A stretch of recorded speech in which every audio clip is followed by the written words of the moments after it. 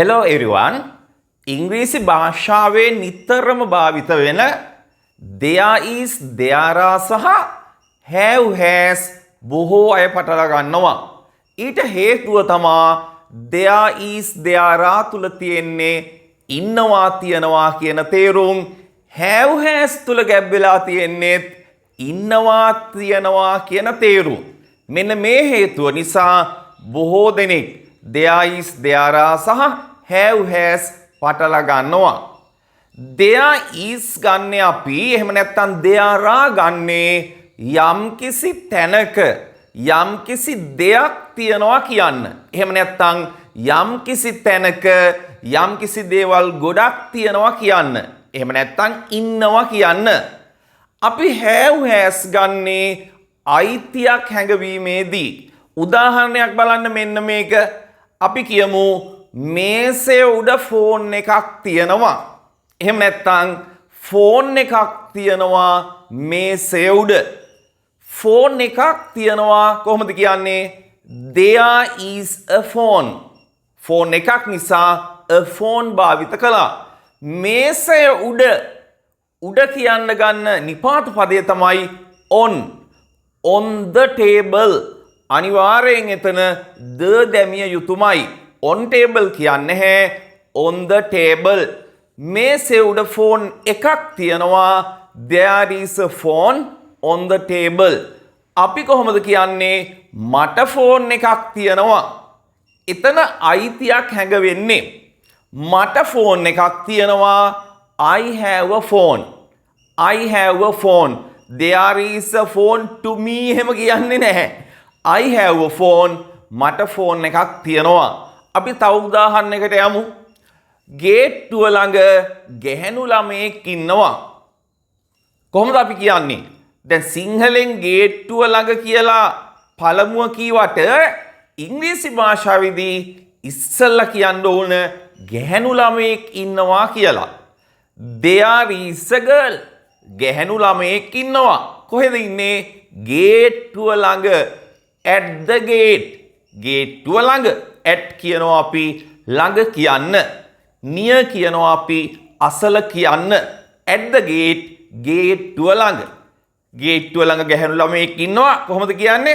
there is a girl at the gate. කොහොමද කියන්නේ මෙන්න මේක? තරුණ කොල්ලෙක් කියනවා මට ගැහැණු ළමයෙක් ඉන්නවා. එහෙම නැත්නම් මට කෙල්ලෙක් ඉන්නවා. අයිතිය හැඟවීමක්. මට ඉන්නවා. ඒක කොහොමද කියන්නේ? I have a girl. I have a girl. මට කෙල්ලක් ඉන්නවා. හොඳයි. අපි තව උදාහරණ කීපයක් ගමු. පාක් එකේ කාර් දෙකක් තියෙනවා. පාක් එකේ කාර් දෙකක් තියෙනවා.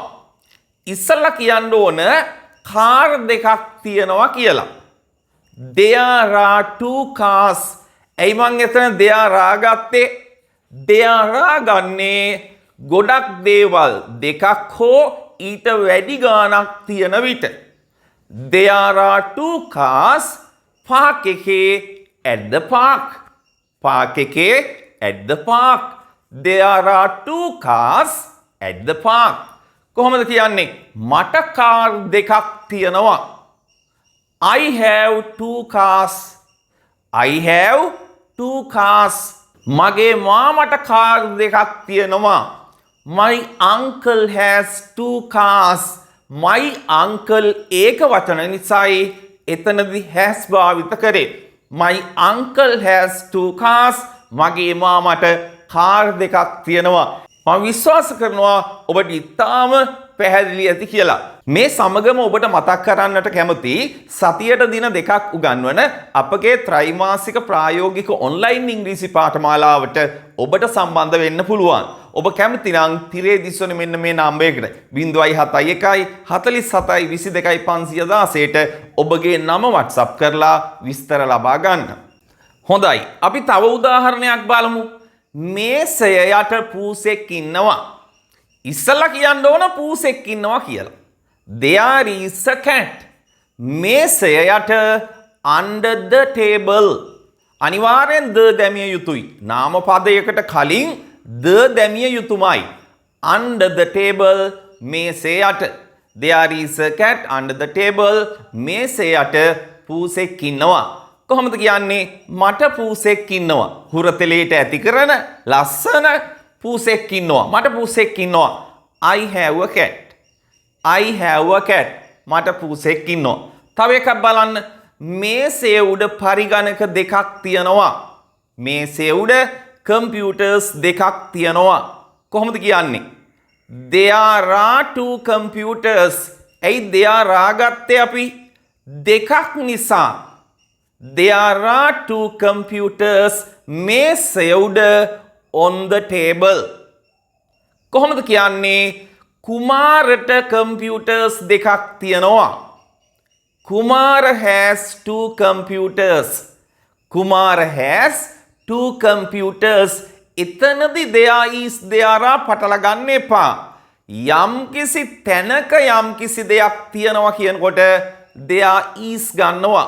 එහෙම නැත්නම් යම්කිසි තැනක ගොඩක් දේවල් තියෙනවා කියනකොට there are ගන්නවා. අයිතිය හැඟවීමේදී තමයි මට තියෙනවා, නිමල්ට තියෙනවා, කසුන්ට තියෙනවා, මගේ මාමට තියෙනවා. එවැනි අයිතිය හැඟවීමේදී අපි ගන්නේ have සහ has. හොඳින් මතක තියාගන්න. හොඳයි, ඊගාව උදාහරණය බලන්න. නුවර ලස්සන හෝටලයක් තියෙනවා. නුවර ලස්සන හෝටලයක් තියෙනවා. කොහොමද ඒක කියන්නේ? There is a beautiful hotel in Kandy. නුවර නිසා අපි in භාවිත කරනවා. There is a beautiful hotel in Kandy. නුවර ලස්සන හෝටලයක් තියෙනවා. කවුරු හරි කියනවා මගේ මාමට ලස්සන හෝටලයක් තියෙනවා කියලා. මගේ මාමට ලස්සන හෝටලයක් තියෙනවා. My uncle has a beautiful hotel. My uncle has a beautiful hotel. හොඳයි. තව අපි එක උදාහරණයක් ගමු. ඒ තමයි කබඩ් එකේ ටී-ෂර්ට් එකක් තියෙනවා. කබඩ් එකේ ටී-ෂර්ට් එකක් තියෙනවා. ඉස්සලා කියන්න ඕන ටී-ෂර්ට් එකක් තියෙනවා කියලා. කොහොමද කියන්නේ? There is a t-shirt. කොහෙද තියෙන්නේ? කබඩ් එක ඇතුලේ. එහෙනම් in the cupboard. There is a t-shirt in the cupboard. කොහොමද කියන්නේ?